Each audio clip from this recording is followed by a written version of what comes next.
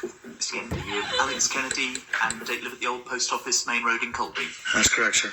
Mr. Kennedy, you're representing yourself today. That's absolutely fine. Are you content to represent yourself in court? All right. Now, you appeared before the magistrates, I think, a fortnight ago, and you were given the papers, the prosecution papers in respect to this matter. You've presumably now had the chance to consider those, have you? That's correct, sir. Excellent. Then what I will do is I will put the charges to you, ask you to indicate your plea, and we'll go from there. So each charge that I'm going to put to you can be dealt with either by this court or by a court of general jail delivery. I'll ask you in a moment to tell me how you plead to each charge. If you say that you plead guilty, then you'll be convicted today. I can decide to sentence you in the summary court, or if I think the powers of sentence of this court aren't sufficient, then I could send you to be dealt with by a deemster who has greater powers of sentence than this court does. If you were to say that you indicate a plea of not guilty or no plea at this stage, then I will hear a little about the facts of the case from the prosecutor, Ms. Caroon, and then I will decide whether your trial ought to take place before the summary court or before a deemster and a jury in a court of general jail delivery. And in making that choice, I would take account of the sentence that you would be likely to receive if in the end you were found guilty. So do you understand all that I said to you then? I do, sir. All right. So the first charge then is that on the 24th of March of this year at the field plot, Leg Road in Dolby, you stole a white catering trailer of the value of £9,000 that belonged to William Dale. And to that, do you indicate a plea of guilty or not guilty? Not guilty, sir. Thank you. And then it said between the 23rd and the 26th of March, you committed a fraud in that you dishonestly and intending to make a gain for yourself or somebody else, or to cause loss to somebody else, you made a representation which was and which you knew to be untrue or misleading, namely that you had the authority and permission to sell a trailer on behalf of its owner. That's a slightly wordy charge. Do you understand what it means, Mr. Kennedy? I'm not guilty anyway, sir. Sorry? Not guilty. All right. You understand the charge, though, do you? Yeah. All right, thank you. Have a seat then, Mr. Kennedy. I'll hear a little about the facts of the case, and then I'll come back to yourself. Yes, Your Worship, in relation to the matter, obviously we're asking for a pre-trial review date to be set down. We are submitting that it is something that can be dealt with summarily. Whilst the trailer actually recovered. It was indeed, so yes. So there's not going to be an application for compensation in relation to the matter. A brief précis of the facts is that in March 2022, the defendant drove to Nearville in company with a Miss Pollitt. He informed her he was looking for a burger van which he believed was abandoned. Mrs. Pollitt viewed the burger van with the defendant, who shared his intention to use it as a working catering van over TT. And the two have attended Nearville Cafe, where Miss Pollitt will say that she heard the defendant make inquiries about the catering trailer from a member of staff who informed him that the owner was off island. It then seems that he has asked about sourcing a spare tyre from a friend. And on the 22nd of March, he asked the same friend about help towing the catering trailer from the field to his home address. On the 24th of March, he's met his friend in the field where the trailers were stored, and the defendant informed him that everything in the field was for sale. Believing the defendant had legitimately purchased the trailer, his friend removed it from the field using his own vehicle and following the defendant in a separate vehicle to the defendant's home address in Colby. He expressed an interest in purchasing a cabin trailer and made an offer of £800, and said that the defendant had tried to phone the owner, his friend, but didn't get an answer. He's then sent a message to the defendant asking for contact about the cabin trailer. And the defendant later told him that the owner had stated that the cabin could be sold for £900 if it was cleared of the rest of the field, the building materials, timber and other waste that was in there. And Mr. Aspel, the friend, has met with the defendant and paid him the £900 cash, believing that he has been legitimately purchased the cabin trailer for that particular price, and he's cleared the field of the other property and has taken away that as part of his arrangement. So it's the same friend who helps move the trailer? Yes, and he obviously sees another one that's in the same field and obviously inquires about that, and the representation is that Mr. Kennedy has told that same friend that that was for sale as well, and has also acted as a broker in relation to the fact of taking the money from him for that. And it's not irrelevant, I suppose, for where the matter's tried, but the police are accepting this friend is entirely innocent abroad, are they? Yes. Indeed. I can see the trial, I suppose, whether that's the case. Okay. So the only money that's outstanding is on the prosecution's case would be the £900 for the friend, presumably, is that right? And that's Yes, that would seem to be the case. Mr. Kennedy, on what I've heard of the matter, I'm quite happy that the matter can be tried here. Now, in this jurisdiction, you don't get a choice about where a matter is tried, but do you want to say anything to me about whether the matter should be tried in the summary court or whether it should be tried before a jury?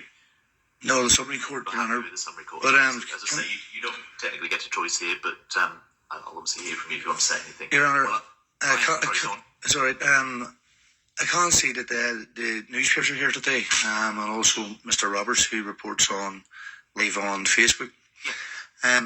This information, the way it's being put to you this morning, is being selective in how it's being described, and to yourself.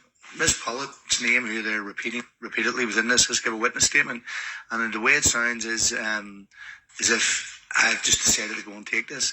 So, have you yourself, sir, read Miss Pollitt's statement? I've not seen any of the papers. Is it possible, could you read that statement?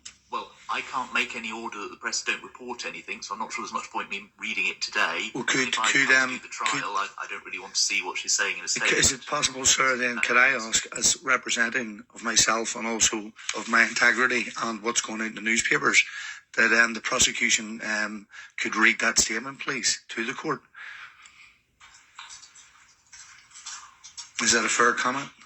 What are you suggesting it says that the prosecution... I would like her to read it, because it's very selective, and what part she's putting to you, sir, and I would like for it to be heard in its integrity, or its entitlement, and that, all of it.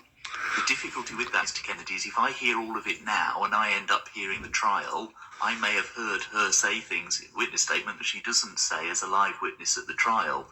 So that's what I see. Your Honour, this trailer has definitely not been stolen under any circumstances, and the way it's being selected is saying that the owner was off island. The actual wording of it says that it had been dumped there for over 4 years and been left in rack and ruin, and that it was possible for me to take it. The second part of the statement with this Mr. Anthony Aspel, who runs a scrap merchants type place at the back of Mulcreast Motors. It states within the statements that he goes out there, removes the trailer, takes it to where my home is, the front. It's parked outside my home now. Only someone very ludicrous in the Isle of Man would believe they could take a trailer from the field and park it outside their front door of their house, directly facing their home. Mr. Aspel, who's went back and took the other trailer, has contacted me on a morning to say that the police have put it on a website. I had made a phone call to the Honourable Kev after he had asked about the other trailer, and they said he could take that as well. I would assume that Mr. Aspel would have been a suspect and someone who is actually removing trailers. That's what did cross my mind as well, actually. But thank you, sir. Thank you. And it would be surprising that this trailer, that the photographic evidence that the police have presented to the courts is a Google picture of a trailer, when they in fact had the trailer in their possession in the police station when I was held there for over 6 or so hours. It's very wrong, I believe, for officers of the law who are meant to be evidence gatherers to take a view to maybe just go and arrest someone from their home in the morning where a trailer is outside. First of all, retrieve the trailer, then go and arrest me. When they could have quite honestly asked me what was going on and took a statement from me as well. So I find myself before the courts and under unbearable pressure, and I'm sure that the courts are stacking up cases to this matter. I've been advised by an advocate, Mr. Paul Rogers, to go on no comment in the station. And I can understand totally why, but it's now going to be in the newspapers that I have robbed this trailer. A witness who has actually went to make a witness statement for me, this Miss Pollitt, is I have asked for her to come to the scene when the police are at the house when I'm looking out, and I said, hold on, and I bring the lady there. I asked them to take a statement from her. They refused to do so. They arrest me and they put me in the cells. They then take a statement, and they're now selectively, as the prosecution reading it today, where within her statement she says she agrees that I have done nothing wrong and all the rest of it. So unless the police would like me personally to go back out onto Douglas Promenade like I did in 2004 and protest against them for their inhumane treatment against me, that led to a police officer, Mr. Adrian Connell, being sacked back then and removed from the Isle of Man Police Force. So this is becoming what I see as something against me that is totally unfair. I have been up here two times ago, or two sittings ago, for another case where I phoned the police, made a statement where I had been attacked outside a pub, and that what they done was they just removed the case. Now they put my name in the newspapers, and they didn't even put a retraction in. And I phoned the newspapers and asked for a retraction. So, Mr. Kennedy, we're moving on quite a lot now. And we are, sir. But that statement. So I would ask that Mr. Kennedy, listen to me for a minute. The press can only report what's said in court. You're saying an awful lot now, but what they will only be able to report is, of course, you're not convicted of this offence yet. And I would like to think they would make that clear. Up to the press how they report it, but I certainly would like to think they would make it clear you're not convicted of any offence yet. Now, whether or not you are convicted of this offence will depend on the court's view in due course of the evidence, whether it can be sure that you were being dishonest, effectively, because that's what the issue is going to be, in your actions. Yeah, Honourable, within the laws, it says that within Mr. Aspel's statement, the owner, Mr. William Deal from Beachbody's statement, that the trailer that he goes to retrieve or that goes to see isn't the trailer that he owns. Yet I've been prosecuted, they're trying to prosecute me for selling a trailer that belongs to Mr. Deal, but it says within the statements that that's not his trailer. For a start, so even this fraudulent charge, you would have thought it would have been dropped right away.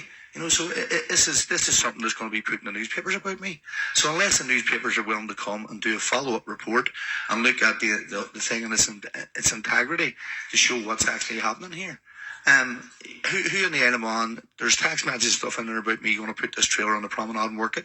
Who in the Isle of Man is going to steal a trailer from a field, put it outside their house? Mr. Kennedy, it's a farce, sir. If in the end you are found not guilty of the matter, then if the press aren't here on that day to report it, nothing's stopping you to go to the press and asking them to report it. Your Honour, I phoned them the last time, whenever they removed the last charge, after the prosecution dragged me through here. Well, Mr. Kennedy, I'm not here to tell the press what to do. That's not my job. Well, Your Honour, in 2004, sorry, sir, for interrupting. If the press report things inaccurately, you can take action against them. Sir, respectively, sir, Alistair Montgomery Mr. Kennedy, removed the press from the courtroom during the police Kennedy, I'm not doing that today. I don't know what Dean Montgomery did, but I'm not doing that today. Okay, all right, sir. What I'm going to do is bail you to appear for a pre-trial review on the 30th of June at 2:30 in the afternoon. Now, you've got two conditions, or one condition on your bail, which is that you don't contact Mr. Aspel, and the other being a £500 recognizance. Now, I think just before I started speaking, Ms. Croon stood up, and I don't know whether she wanted to say something to me. Sorry, Ms. Croon. No, it's no issues at all. In fairness to the defendant, I've just had a little look at the statement. I'm not going to go through it entirely. I don't want to do that, but ultimately, Ms. Pollitt's statement isn't reflective of what is in the prosecution case summary, in that ultimately she states, Alex asked the staff member about a burger van to which the male stated that it had been there for roughly 4 years. He also stated the owner of the van had left the island, and the staff member made reference to being an eyesore and that it was going to rack and ruin. So I suppose, in fairness to Mr. Kennedy, that is something that he is able to put before the court. Yes, well, the prosecution is able to put before the court, and the court will have to decide whether he was being dishonest. If he believed it might be abandoned, then yes, indeed. It's not theft. Sir, thank you. Sir, can I also ask that the prosecution retrieve from the police photographs of the actual trailer inside and out, because this van is being valued at £9,000 and was in a hell of a lot of a bad state the way it's being put out, what's going to be put in the papers.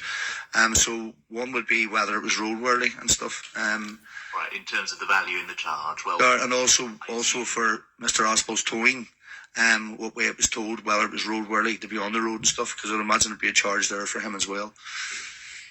Well, you're not going to be asked, even if you are convicted, as I understand it, to pay the compensation of £9,000, but I accept the value of the trailer, if you're convicted, might affect the sentence. So I assume police are very likely to have taken some photos. I would hope so, but obviously it's certainly something. Back, you'd hope they would. Yes, we would hope so, but obviously we'll make the inquiries in any event, and obviously the matters put forward. And sir, and the fraudulent of selling, can the prosecution confirm that the trailer that the police went to see with Mr. Ospel is not actually Mr. Dale's trailer? That they're trying to do me for fraudulently selling his trailer, but he said in his second statement that it's not his trailer. Well, that really then is part of your defence, I suppose, if you're saying it's not his trailer. Well, you would think they'd remove that, Your Honour. You can give your evidence about that. All right, Mr. Kennedy, so you've already had a bail bond previously, so it's the 30th of June at 2:30 in the afternoon that you need to return for the pre-trial review. 13th of June. 30th, 30. Your Honour, also, okay, thank you, sir.